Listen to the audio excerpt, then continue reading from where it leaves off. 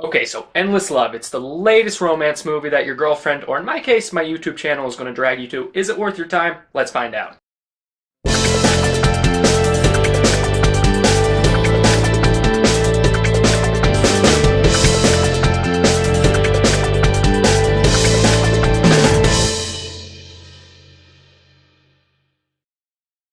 Hey everybody, welcome to the Captain Vitus Show, where I do the very difficult task of telling you whether a movie is worth your time or not, and if it deserves a spot in your movie collection.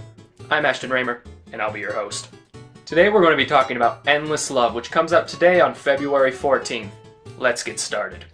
So Endless Love tells the story of these two kids, David and Jade. David, a very charismatic young boy with a bit of a shady past, and Jade, who's a sheltered girl who comes from a very rich family, and basically the story of their endless love. Hence the title.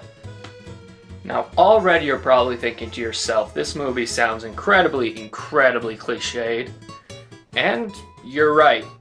This movie's story follows the same formula that I feel a lot of romance movies follow these days, which is hot poor guy meets hot rich girl.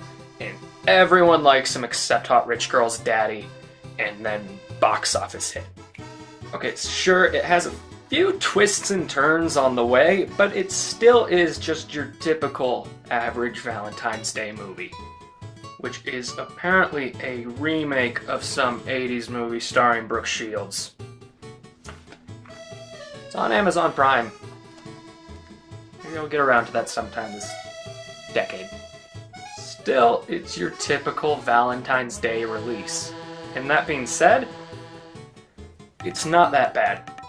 I mean, yeah, it's incredibly cliched and even a bit sloppy at times, but I didn't hate my life while I was watching it.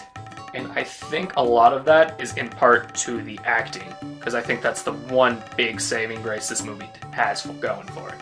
I thought Alex Pettyfer did a really solid job as David. I mean, he was really suave and romantic, and while I wasn't falling in love with him, the teenage girls behind me were, and I guess that's a win in its own right.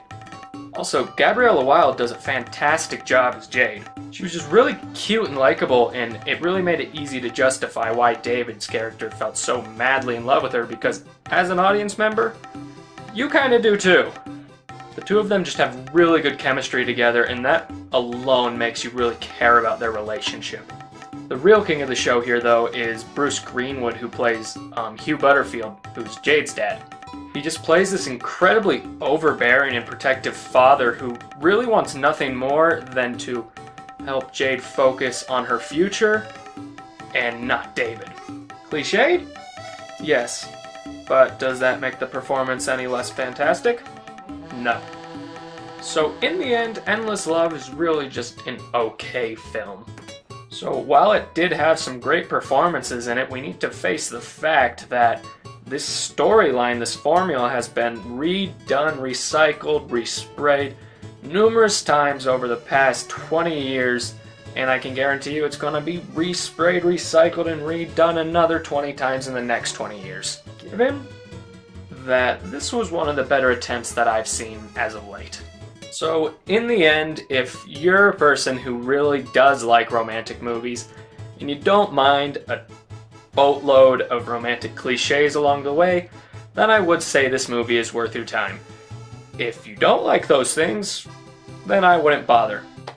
Let's face it though, your girlfriend's gonna drag you to it anyway. And you're going to accept that, because you're a nice guy. In the long run, I don't think Endless Love has earned a spot in my movie collection, at least not at full retail price. Like if it's $5 at Best Buy and I want a guilty pleasure movie to add to the collection, then sure, but full retail price, I'd say you're better off just seeing it once in the theater and calling it that. Endless Love gets a C+ out of 10.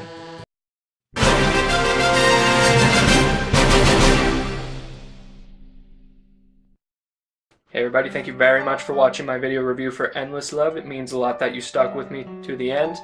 And if you want to stay up to date with more of my videos, you can click that subscribe button down there.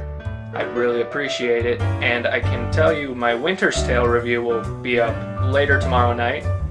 And next week I will be doing a review on 3 Days to Kill and whatever else comes out that week.